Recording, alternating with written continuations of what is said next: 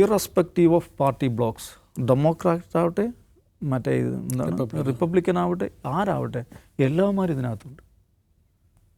American സൊസൈറ്റിയുടെ ഒരു പരിച്ഛേദം ഇതിനകത്തുണ്ട്.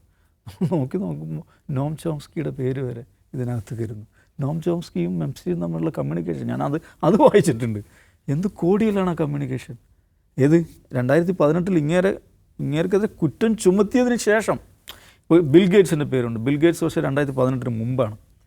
നോം ചോംസ്കിയും അങ്ങനെയുള്ള കമ്മ്യൂണിക്കേഷൻ നടക്കുന്നത്, ഏറ്റവും കൂടുതൽ കമ്മ്യൂണിക്കേഷൻ നടക്കുന്നത് 2018 ഇങ്ങനെ കുറ്റം ചുമത്തപ്പെട്ടതിന് ശേഷമാണ്. അപ്പോൾ അമേരിക്കൻ സൊസൈറ്റി, അമേരിക്കയിലെ പ്രധാനപ്പെട്ട സ്ഥാപനങ്ങൾ, വിശ്വപ്രസിദ്ധമായിട്ടുള്ള അക്കാഡമിക് സ്ഥാപനങ്ങൾ, അവരുടെ ഗംഭീരമായ അക്കാഡമിക് പരിപാടികൾ ആരാ സ്പോൺസർ ചെയ്യുന്നത്? ഈ തെമ്മാടിയാണ്. ഈ പിഡോഫൈൽ ഗാങ് പിംപ് എന്നൊക്കെ പറയാവുന്ന ഈ മനുഷ്യനാണ് ഇവർക്ക് സ്പോൺസേഴ്സിനെ കണ്ടെത്തി കൊടുക്കുന്നതും പരിപാടിയെ സ്പോൺസർ ചെയ്യുന്നതും. ഇതുകൊണ്ട് അമേരിക്കൻ സൊസൈറ്റിക്ക് മേലുണ്ടായിട്ടുള്ള വലിയൊരു ആഘാതമാണ്. അവരുടെ കളക്റ്റീവ് മൊറാലിറ്റിക്ക് മേൽ ഏറ്റിട്ടുള്ളൊരു ആഘാതമാണിത്. ആ രാജ്യം എന്തിനെല്ലാം റെപ്രസെൻ്റ് ചെയ്യുന്ന ആ മൂല്യങ്ങൾക്കെതിരെ എല്ലാം വന്നിട്ടുള്ള വലിയൊരു സംഗതിയാണിത്. പക്ഷെ അവിടെ വരുന്ന ചോദ്യം എന്താണെന്ന് അറിയോ? ഇതാർക്ക് വേണ്ടിയാണ്? ഇതാർക്ക് വേണ്ടി? ഇത് മറ്റവന് വേണ്ടിയാണ്. ഈ പണിയെല്ലാം ചെയ്തത് ആരാണ്? ഇത് ഇസ്രായേലിന് വേണ്ടിയാണ്.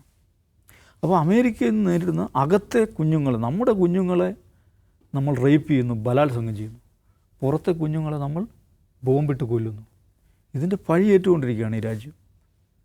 ഇതിൻ്റെ പഴി ഈ രാജ്യം ഏൽക്കുന്നത് ആർക്ക് വേണ്ടിയാണ്? അമേരിക്കയ്ക്ക് ഇതുകൊണ്ട് വല്ല ഗുണമുണ്ടോ? ഇതിൻ്റെ ബെനിഫിഷ്യറി ആരാണ്? അത് ഇസ്രായേലാണ്. അപ്പം ഈ ഇസ്രായേൽ ഫസ്റ്റ് എന്ന് പറയുന്ന ഈ ഏർപ്പാടിന് വേണ്ടി നമ്മൾ സ്വയം ഇല്ലാതായിക്കൊണ്ടിരിക്കുകയാണെന്ന ചിന്ത അമേരിക്കയിൽ പൊതുവായും അമേരിക്കയുടെ പുതിയ തലമുറയിൽ സവിശേഷമായും എന്താണ് ഒരു വികാരമായി പടരുന്നുണ്ട്.